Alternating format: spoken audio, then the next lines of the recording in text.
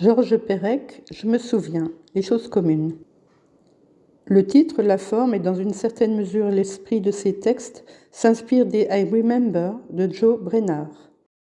Ces Je me souviens, dont quelques-uns ont été publiés dans les Cahiers du chemin, numéro 26 janvier 1976, ont été rassemblés entre janvier 1973 et juin 1977. Le principe en est simple. Tenter de retrouver un souvenir presque oublié, inessentiel, banal, commun sinon à tous, du moins à beaucoup. Ces souvenirs s'échelonnent pour la plupart entre ma 10e et ma 25e année, c'est-à-dire entre 1946 et 1961.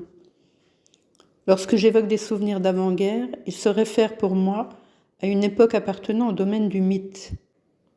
Ceci explique qu'un souvenir puisse être objectivement faux.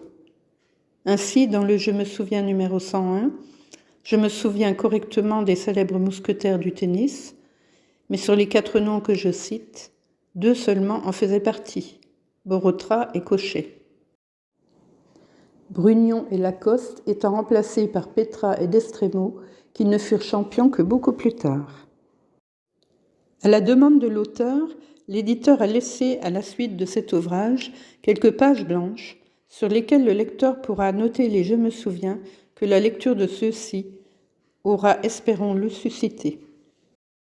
Je me souviens qu'au Monopoly, l'avenue de Breteuil est verte, l'avenue Henri-Martin rouge et l'avenue Mozart orange.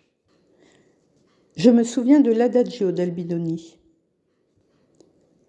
Je me souviens que Voltaire est l'anagramme de Arouet le Jeune, en écrivant V au lieu de U et I au lieu de J. Je me souviens des Scooby-Doo. Je me souviens qu'à Villard-de-Lans, j'avais trouvé très drôle le fait qu'un réfugié qui se nommait Normand habite chez un paysan nommé Breton. Des années plus tard, à Paris, j'ai ri tout autant de savoir qu'un restaurant appelé le Lamartine était célèbre pour ses chateaubriands.